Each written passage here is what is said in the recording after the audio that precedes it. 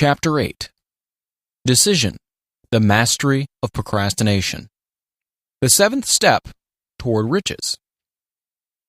Accurate analysis of over 25,000 men and women who had experienced failure disclosed the fact that lack of decision was near the head of the list of the 30 major causes of failure. This is no mere statement of theory, it is a fact.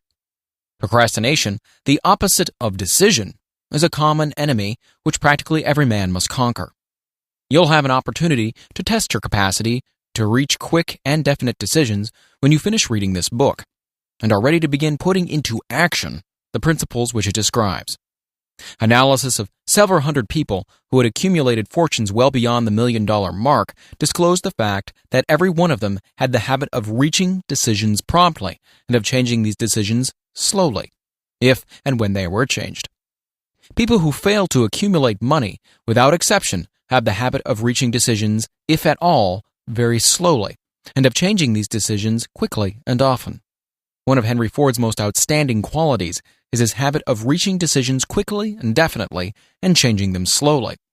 This quality is so pronounced in Mr. Ford that it has given him the reputation of being obstinate. It was this quality which prompted Mr. Ford to continue to manufacture his famous Model T, the world's ugliest car, when all of his advisors and many of the purchasers of the car were urging him to change it. Perhaps Mr. Ford delayed too long in making the change, but the other side of the story is that Mr. Ford's firmness of decision yielded a huge fortune before the change in model became necessary. There is but little doubt that Mr. Ford's habit of definiteness of decision assumes the proportion of obstinacy, but this quality is preferable to slowness in reaching decisions and quickness in changing them. The majority of people who fail to accumulate money sufficient for their needs are generally easily influenced by the opinions of others. They permit the newspapers and gossiping neighbors to do their thinking for them. Opinions are the cheapest commodities on earth. Everyone has a flock of opinions ready to be wished upon anyone who will accept them. If you are influenced by opinions when you reach your decisions, you will not succeed in any undertaking, much less that of transmuting your own desire into money. If you are influenced by the opinions of others, you will have no desire of your own. Keep your own counsel when you begin to put into practice the principles described here by reaching your own decisions and following them. Take no one into your confidence except the members of your mastermind group, and be very sure in your selection of this group that you choose only those who will be in complete sympathy and harmony with your purpose. Close friends and relatives, while not meaning to do so, often handicap one through opinions, and sometimes through ridicule, which is meant to be humorous.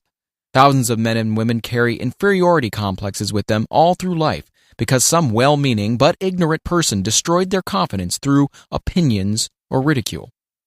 You have a brain and mind of your own. Use it, and reach your own decisions. If you need facts or information from other people to enable you to reach decisions, as you probably will in many instances, acquire these facts or secure the information you need quietly without disclosing your purpose. It is characteristic of people who have but a smattering or a veneer of knowledge to try to give the impression that they have much knowledge. Such people generally do too much talking and too little listening. Keep your eyes and ears wide open and your mouth closed if you wish to acquire the habit of prompt decision. Those who talk too much do little else. If you talk more than you listen, you not only deprive yourself of many opportunities to accumulate useful knowledge, but you also disclose your plans and purposes to people who will take great delight in defeating you, because they envy you. Remember also that every time you open your mouth in the presence of a person who has an abundance of knowledge, you display to that person your exact stock of knowledge, or your lack of it. Genuine wisdom is usually conspicuous through modesty and silence. Keep in mind the fact that every person with whom you associate is like yourself, seeking the opportunity to accumulate money. If you talk about your plans too freely, you may be surprised when you learn that some other person has beaten you to your goal by putting into action ahead of you the plans of which you talked unwisely. Let one of your first decisions be to keep a closed mouth and open ears and eyes. As a reminder to yourself, follow this advice. It will be helpful if you copy the following epigram in large letters and place it where you will see it daily. Tell the world what you intend to do, but first show it. This is the equivalent of saying that deeds and not words are what count most. Freedom or death on a decision. The value of decisions depends upon the courage required to render them. The great decisions, which served as the foundation of civilization, were reached by assuming great risks, which often meant the possibility of death. Lincoln's decision to issue his famous Proclamation of Emancipation, which gave freedom to the colored people of America, was rendered with full understanding that this act would turn thousands of friends and political supporters against him. He knew, too, that the carrying out of this proclamation would mean death to thousands of men on the battlefield. In the end, it cost Lincoln his life. That required courage. Socrates' decision to drink the cup of poison rather than compromise in his personal belief was a decision of courage. It turned time ahead 1,000 years and gave to people then unborn the right to freedom of thought and of speech. The decision of General Robert E. Lee when he came to the parting of the way with the Union and took up the cause of the South was a decision of courage, for he well knew that it might cost him his own life, that it would surely cost the lives of others. But the greatest decision of all time, as far as any American citizen is concerned, was reached in Philadelphia on July 4, 1776, when 56 men signed their names to a document which they well knew would bring freedom to all Americans or leave every one of those 56 hanging from the gallows. You have heard of this famous document, but you may not have drawn from it the great lesson in personal achievement it so plainly taught. We all remember the date of this momentous decision, but few of us realize what courage that decision required. We remember our history as it was taught. We remember dates and the names of the men who fought. We remember Valley Forge and Yorktown. We remember George Washington and Lord Cornwallis. But we know little of the real forces back of these names, dates, and places. We know still less of the intangible power which ensured us freedom long before Washington's armies reached Yorktown. We read the history of the Revolution and falsely imagine that George Washington was the father of our country, that it was he who won our freedom, while the truth is, Washington was only an accessory after the fact, because victory for his armies had been ensured long before Lord Cornwallis surrendered. This is not intended to rob Washington of any of the glory he so richly merited. Its purpose, rather, is to give greater attention to the astounding power that was the real cause of his victory. It's nothing short of a tragedy that the writers of history have missed entirely even the slightest reference to the irresistible power which gave birth and freedom to the nation destined to set up new standards of independence for all the peoples of the earth. I say it is a tragedy because it is the self-same power which must be used by every individual who surmounts the difficulties of life and forces life to pay the price asked. Let us briefly review the events which gave birth to this power. The story begins with an incident in Boston on March 5, 1770. British soldiers were patrolling the streets, openly threatening the citizens. The colonists resented armed men marching in their midst. They began to express their resentment openly, hurling stones as well as epithets at the marching soldiers until the commanding officer gave orders, fix bayonets, and charge. The battle was on. It resulted in the death and injury of many.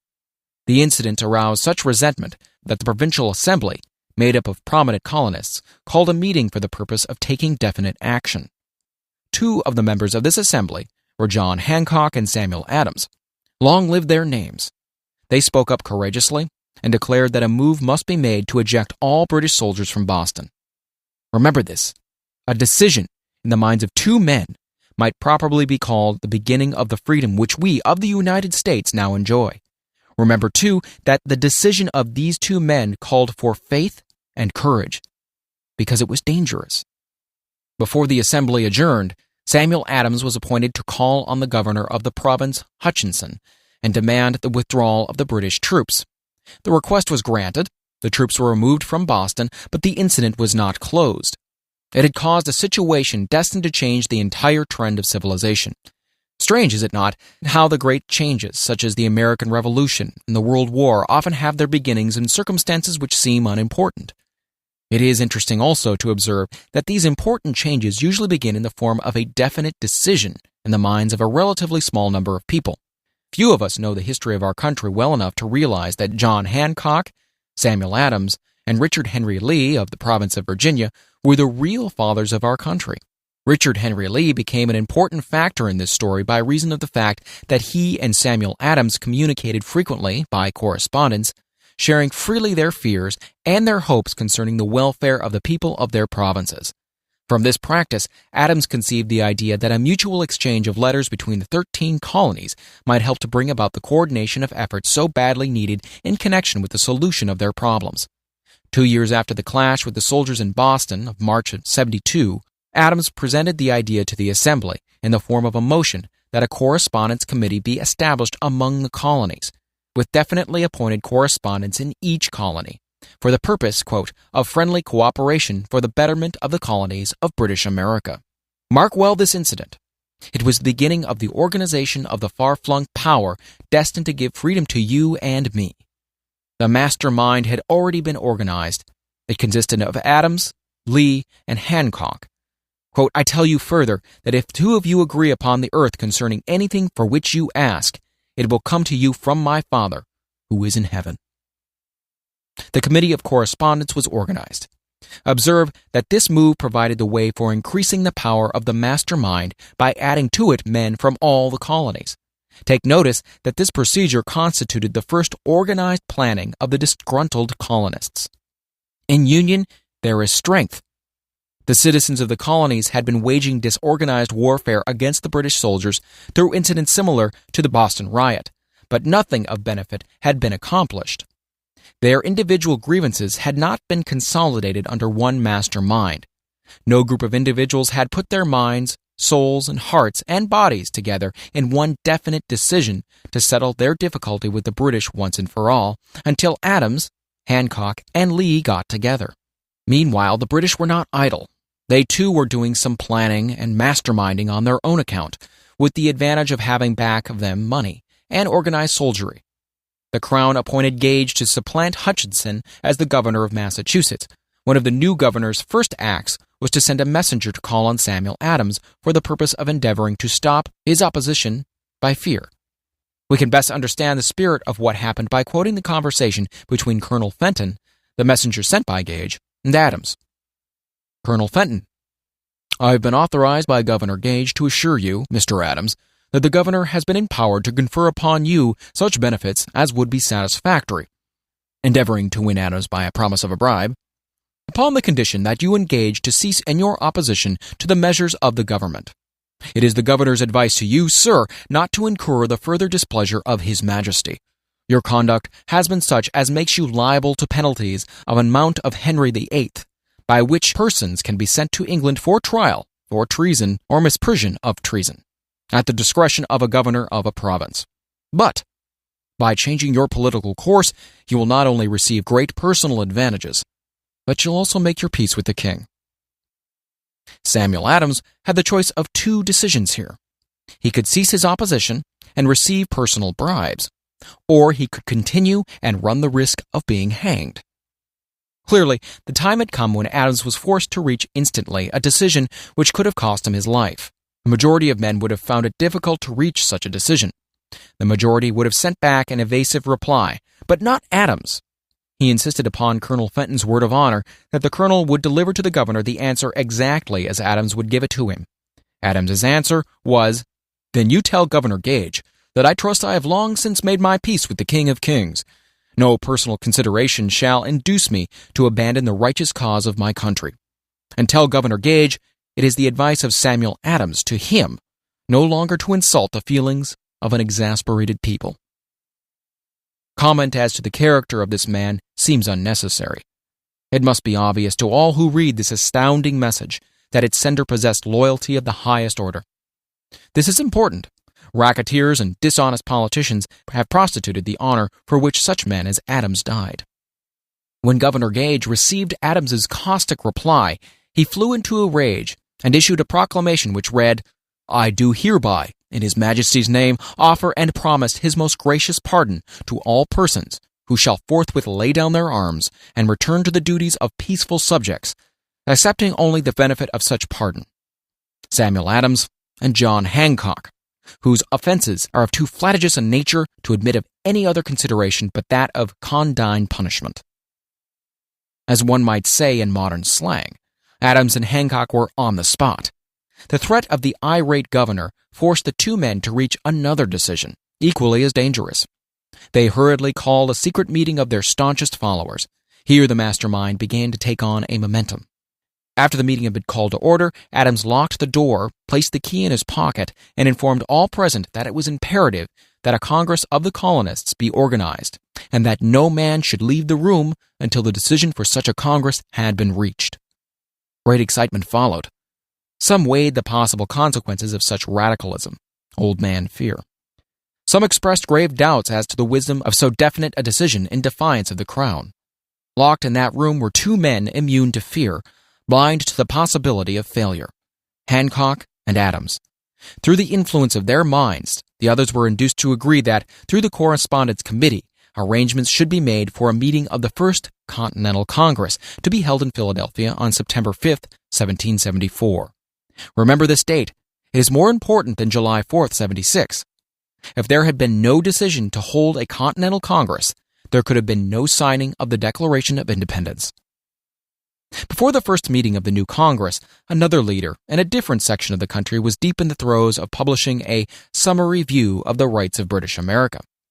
He was Thomas Jefferson of the province of Virginia, whose relationship to Lord Dunmore, representative of the Crown in Virginia, was as strained as that of Hancock and Adams with their governor. Shortly after his famous Summary of Rights was published, Jefferson was informed that he was subject to prosecution for high treason against His Majesty's government. Inspired by the threat, one of Jefferson's colleagues, Patrick Henry, boldly spoke his mind, concluding his remarks with a sentence which shall remain forever a classic. If this be treason, then make the most of it.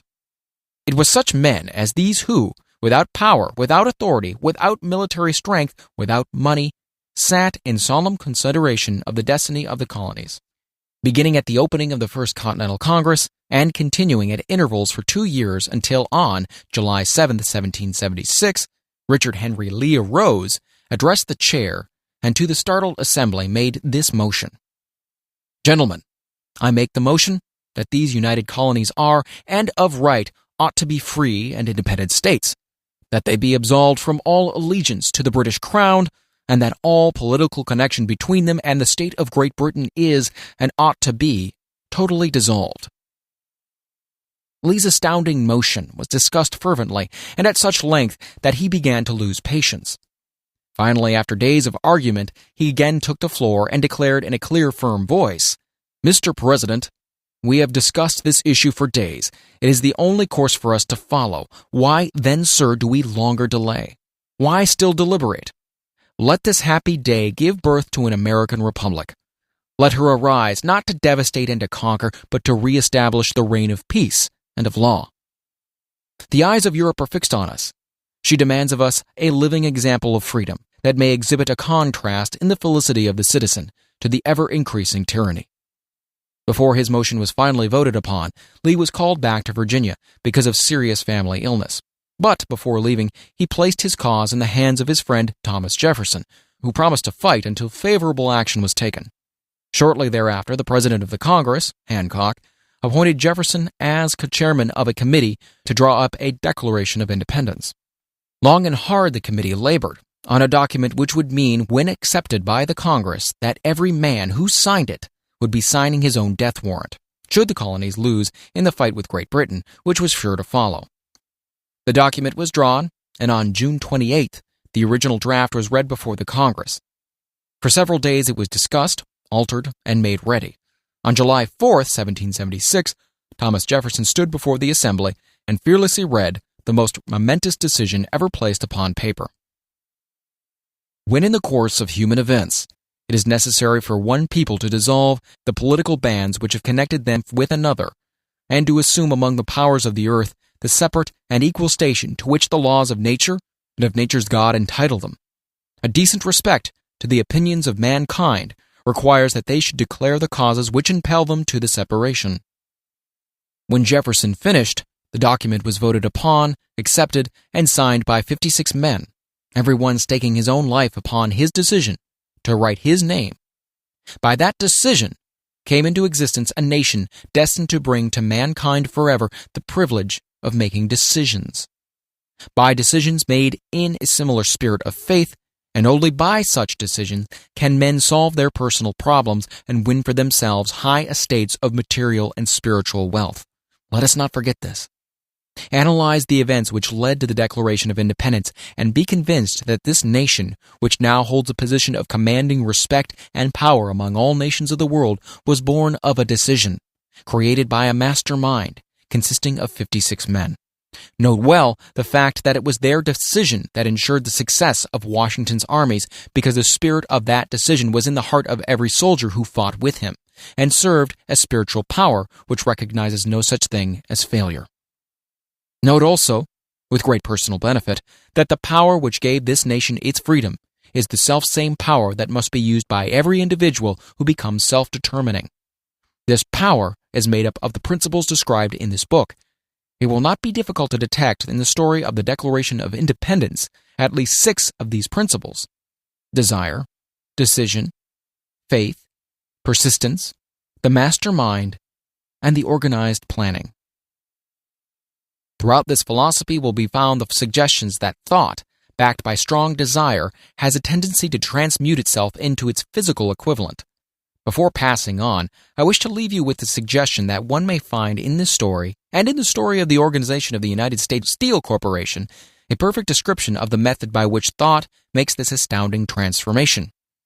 In your search for the secret of the method, do not look for a miracle, because you'll not find it. You'll find only the eternal laws of nature. These laws are available to every person who has the faith and the courage to use them. They may be used to bring freedom to a nation or to accumulate riches. There is no charge save the time necessary to understand and appropriate them. Those who reach decisions promptly and definitely know what they want, and generally get it. The leaders in every walk of life decide quickly and firmly. That is the major reason why they are leaders. The world has the habit of making room for the man whose words and actions show that he knows where he's going. Indecision is a habit which usually begins in youth. The habit takes on a permanency as the youth goes through graded school, high school, and even through college, without definiteness of purpose. The major weakness of all educational systems is that they neither teach nor encourage the habit of definite decision. It would be beneficial if no college would permit the enrollment of any student unless and until the student declared his major purpose in matriculating. It would be of still greater benefit if every student who enters the graded schools were compelled to accept training in the habit of decision and forced to pass a satisfactory examination on this subject before being permitted to advance in the grades. The habit of indecision acquired because of the deficiencies of our school system goes with the student into the occupation he chooses, if, in fact, he chooses an occupation. Generally, the youth just out of school seeks any job that can be found. He takes the first place he finds because he has fallen into the habit of indecision. 98 out of every 100 people working for wages today are in the positions they hold because they lacked the definiteness of decision to plan a definite position and the knowledge of how to choose an employer. Definiteness of decision always requires courage, sometimes very great courage. The 56 men who signed the Declaration of Independence staked their lives on the decision to affix their signatures to that document.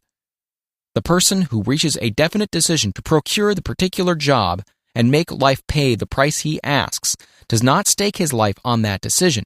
He stakes his economic freedom. Financial independence, riches, desirable business, and professional positions are not within reach of the person who neglects or refuses to expect, plan, and demand these things. The person who desires riches in the same spirit that Samuel Adams desired freedom for the colonies is sure to accumulate wealth. In the chapter on organized planning, you'll find complete instructions for marketing every type of personal service. You'll also find detailed information on how to choose the employer you prefer and the particular job you desire. These instructions will be of no value to you unless you definitely decide to organize them into a plan of action.